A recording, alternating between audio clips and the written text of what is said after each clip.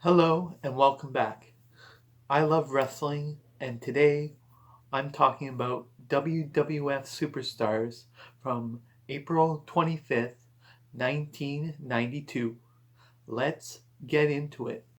We are once again welcome to the Wing Stadium in Kalamazoo, Michigan. Vince McMahon says that Mr. Perfect isn't here because he is managing Ric Flair in his match tonight on the show.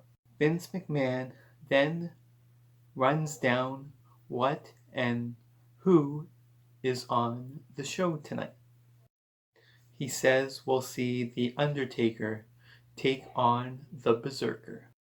He says we'll see Ric Flair, Sergeant Slaughter, and Shawn Michaels in action. Plus, we will see Sid Justice in a special interview. We then go to the ring for our Ric Flair squash. Flair hit a back suplex and then slapped on the figure four leg lock for the win.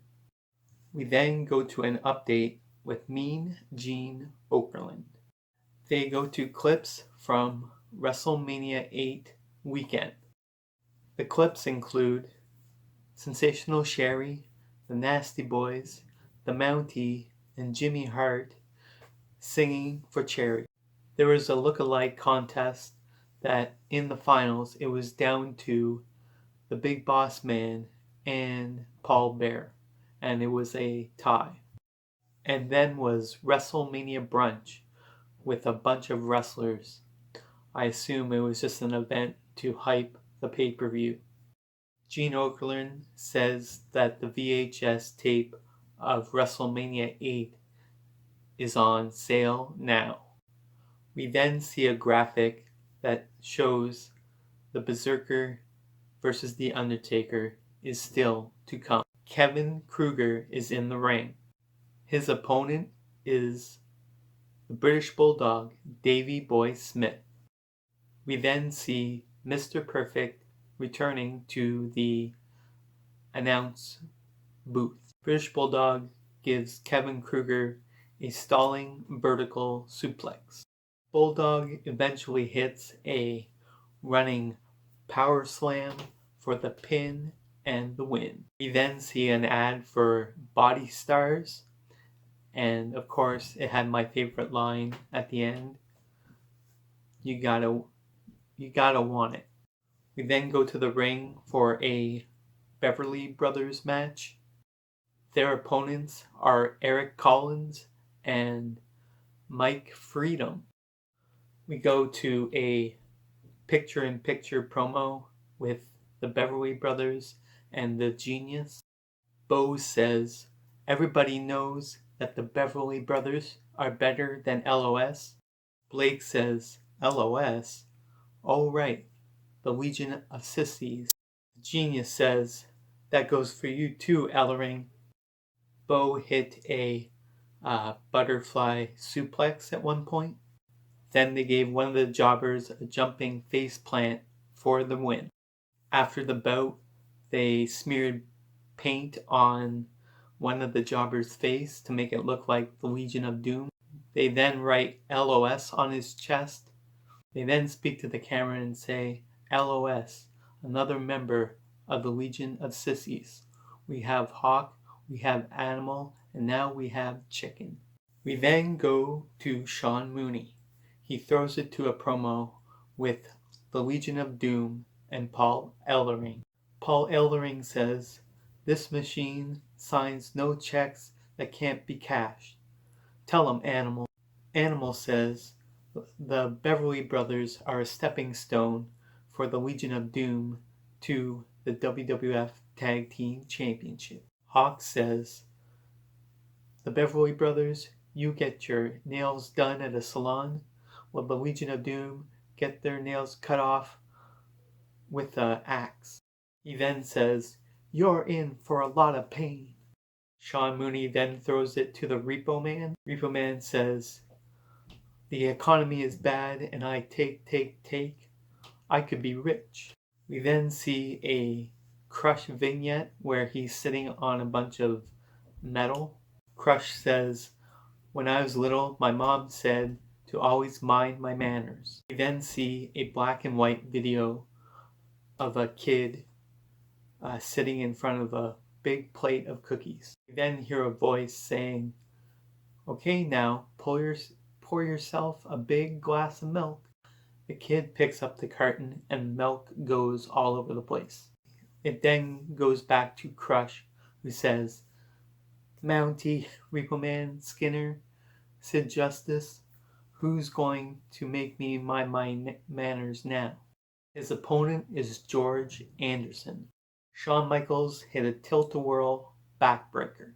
We then go to a picture-in-picture promo with Bret Hart, the WWF Intercontinental Champion. He says, "So you want to polish up my belt? First, you're going to have to beat me. Second, I'm not going to let you touch my belt." Shawn Michaels then hit a Sabbath kick and then a back suplex for the pin and the win. We then go back to Sean Mooney, who shoots it to a promo with Texas Tornado Kerry Von Erich. Tornado says he goes for pride and honor when it comes to wrestling. We then go to Jimmy Hart and the Nasty Boys. Jimmy Hart says he has the meanest team. Sag says every tag team is waiting for a chance to go to Pit City. Knob says every team that we face are going to be victims. He says we're on a quest for the tag team championship and it's going to be nasty. We then go to a Sergeant Slaughter squash. His opponent is the Brooklyn Brawler. They fight a bit and then we go to a picture-in-picture promo with the Sarge. He says, "Mountie, when we step into the ring, I'm going to get my man and you're going to be an international disgrace and an international maggot." Slaughter then gave Brooklyn Brawler a gutbuster and then a double stomp. Slaughter then put on the Cobra Clutch for the win. We then go to Mean Gene Okerlund, who says his guest this week is Sid Justice. Sid Justice comes out with Harvey Whippleman. Justice says, I need no friends because I'm the man in the WWF that everyone fears." He says, "At WrestleMania 8, Warrior, you came down and stuck your nose in my business. You tried to save Hulk Hogan, but you couldn't. The question is, Warrior, is who's gonna save you from Sid Justice? I gave Hogan his last match, and I'll give you your last match because I'm Sid Justice and I am the ruler of the world." We then go to Howard Finkel, the Fink. He says that Shawn Michaels has left the building. Kent Carlson and Tom Stone were introduced. Their opponents are the Natural Disasters. Earthquake hit a belly-to-belly suplex. We then go to a picture-in-picture promo with Money Inc. and Jimmy Hart. DiBiase says, "I don't know what you're whining about. We said we were going to win at WrestleMania, and we did." Earthquake and Typhoon squashed their opponents in the corner. Quake hit his Quake Splash, and then Typhoon hit the tidal wave for the pin and the win. We then go to Sean Mooney, who throws it to a Skinner promo. He says, "I'm hungry and mean, and I'm going to beat everyone in my way." We then go to a Tatanka promo. He says he wants to thank the fans for their support, and his goal is to get to the top of the World Wrestling Federation. Then go to the ring for the Berzerker Taker bout. Berzerker attacked the Undertaker before the match could actually start. He nailed him with his shield a few times, including in the head. Then nailed him with the sword, knocking him down.